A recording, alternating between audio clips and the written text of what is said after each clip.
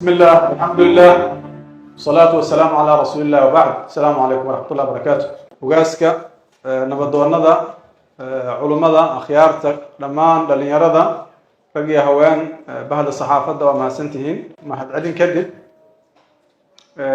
وحوم علينا هذا البدن ولا شيء مجرى حقوق قال ولا نهاي واحد جرا في حالات الصداع تهاي لكن وحنا بدور نقطة أنا دول استعجوا مدة كبار وحواي أرنت دلك قفك مسلم كأ النبي صلى الله عليه وسلم حجة الوداع كل يوم غشينا عملنا يعني حجكي دردارا ساس الله ولا النبي صلى الله عليه وسلم يعني صحابة وحيد يعني رضي الله عنهم وأرضاهم أهدوا وعدي النبي أهدوا وعدي إلى صحابة أي وذويان مرك وعد جيس وحكوا جري لا ترجعوا بعدي كفارا يضرب بعضهم رقاب بعض كذا شيء ده مركا انت كدب فوحيابها لو قراها النبي انه يعني وقتي سو دhowaad gaalaha noqona qaarkii qaarka kale oo dilay عجيب تدخل الله صحابه الرسول صلى الله عليه وسلم waa maxana looga digayaa gaalaha noqona oo maxay sameynayaan barkood barka kale oo dilay aayada وشيخ وشيخ ومن يقتل مؤمنا متعمدا فجزاؤه جهنم خالدا فيها هي حديث كاس واسوافقها marka qof muslim ina kal ka soo disho waxa ka dhalanaya waa taas qolkaas waxaan rabaa inaan ku adkeeyo waxaan rabaa inaan ku sii daro iska dhaaf qof inaa disho iska dhaaf inaad tira qof la dilo nisfu kalima shadr min al-kalima haday ka soo baxdo culimadu waxay dhihi jireen waliba waxa xasuusta afka daa gudbo kelimada uqtul wax laba qayb ay ka koobanta iyo tul kaliya hadaa tira qofkaas ilaahay subhanahu wa ta'ala haduu san afin fadligiisu waasic waaye aakhira waxa la keenaa iyadoo wajiga uu qoranta aayisun min rahmatillah naxariista ilaahu ka quusti qof wajigiisa ay ku qorantahay aayisun min rahmatillah naxariista ilaahu ka quusti oo aakhira joogo oo wajigiisa taas ku qoranta maxaa u maleynaysaa taas horta khatarteeda aan aad uga digtoonaan marka waxaan u wadaa nin intuu masaajidka gal oo soo sunnayso ama cibaadada la yimaado ama muslima haddana ka shaqeynaa dhiig muslim in la dayaadsho qofkaasi jid sax kuma socdo dhaysana haddaa aragto nima dhooqa ugu jira miyaa wax saas oo kale la dhihi jiro adiga beeralayda laba nin oo sadaalatay ninna beerta u aadaa subaxdii ala saa u dheelmadaa dhar go'aan oo wataa dhooqa uu leeyahay nina 4 saac oo soo kaca waa soo libistaa soo barfuun loo jidka iska soo maraa siday ku dhacdo waxa la yiri midkaan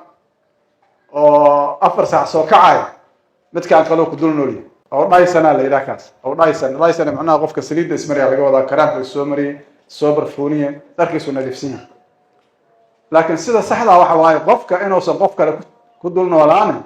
oo shaqo qabto inaad shaqo qabato waxay u baahan tahay go'aan inaad go'aansato inaad guriga ka baxdo shaqo qabato midna waxay qusaysaa adiga iyo familkaaga midna ummadda qusaysaa labadana waa loo baahan yahay maalintii oo burka dirimeed ugaaska khayr Allah iyo runtii amaanta intaada badan asaga iyo imaamka iyo akhyartana iskale maxay la shaqada iyaga qabanayeen nin la arkaba gurigiisa laga soo waday ugaaska waxa laga soo waday aabihiis oo sariir saaran dhawaaq lahayn nin la tashada lama jirin waxa la arko soo bax haday dhihi lahayn ka waran anay mashquulaan markay xaajada galayna waa wada joognay waa loo dhaamin jiray qabiil arkaba intiisu ku dhufan jiray haday intay caruurada marada jaftaan ay soo bixi lahayn maxaa hagaagi lahayn waxa ma hagaagin maxaa yeelay ninka aad dhaqayso ninka u timidina dhaqdidu waa inuu ku caayo inuu ku amaano labadaba waa filahay waxaan rajaynaa marka qabaa'ilka meesha degan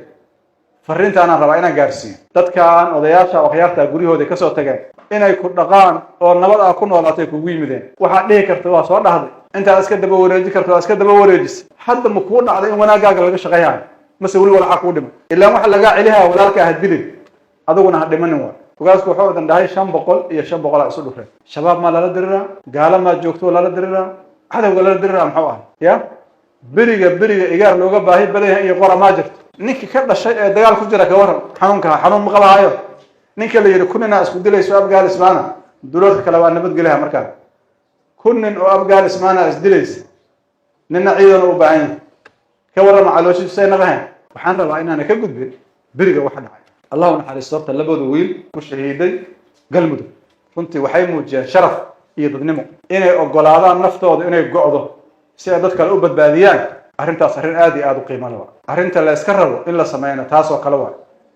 marka ilaahayna waxaan u weydiinaynaa naxariis dadka dhaawacmayna ilaahay ha caafiyo waxayna muujinayaan dadka Soomaaliyeed inay meel soo gaareen inay cadowga iska dhiciyaan inay go'aansadeen maxaa yeelay ugu yaraan waa kari karaan inay cararaan ma cararina jilibkay aasteen sharafay ka tageen cadowgana waa hoojiyeen oo kuma guuleysan wixii u socday intaas aan ka gudbo qofka raba inuu wanaag sameeyo waqti kama tagin wali waa la noolyahay wali waa la dhaqan yahay wax badan oo la qaban karana waa jiraan marka waxaa la rabaa qof la arko ma ku aadan tahay inaa ku aadin kaalintaada aad soo buuxisada laga rabaa dhalinyaro ceebta ay leeyihiin waxa waa maalin la arkay in laga weyn u qabaa war hadda dadka adinka ugu weyn wala jaamacada soo ma dhamayna xaasas ma lihiino weynanka idin dhiman xoogay marka ma toddobaatan sano sugaysa inaa gaartiin 60 sano lagu ka hor la weynaadaa 60 sano qofka dowgaa waaba laga quustaba hore u socdaa odan mudulooda ma odan abgaa 60 sano dowgaa kuwa aan arki jirna kulli masaajidka iska aadi jireen tusbaxoodana qaadi jireen adiiba kuwa mashquul jireen marka waa maatantiin intaas waa iscaraadin iyo isgubaabin ina dad fiican tihiin waa ogaay waan ognahay laakiin waxaan rabaa hurdada in laga kaco guriga fadhigiisa laga kaco camalkan hadda lagu jirana camal adduunyana waayaho waa sharaf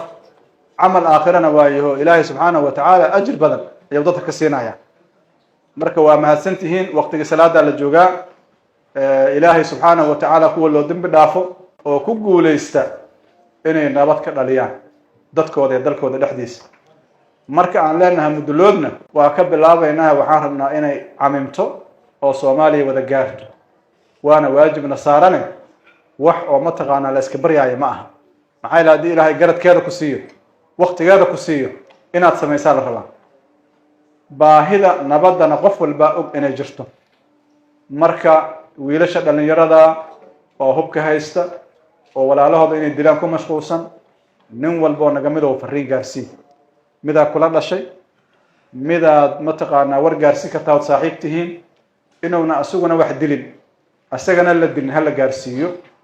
hooyaa ku soo dadaashay wiilaa ku soo dadaalay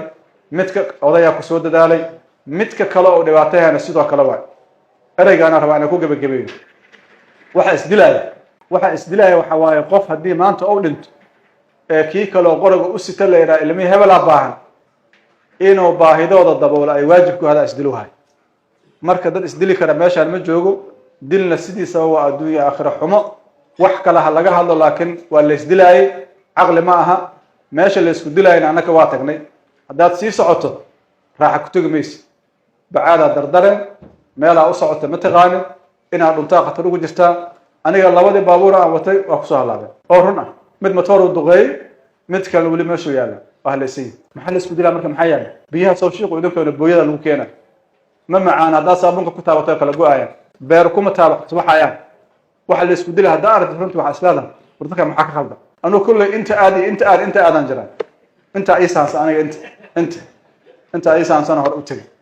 maxaa yeelay orod dadku iimaan ay leeyihiin oo 20 riyad qof ka qaba hadaa u soo hoyato si fiican waa ku soo raa asoo qoslaan ka soo tagay waqooyi hadii loo fogaado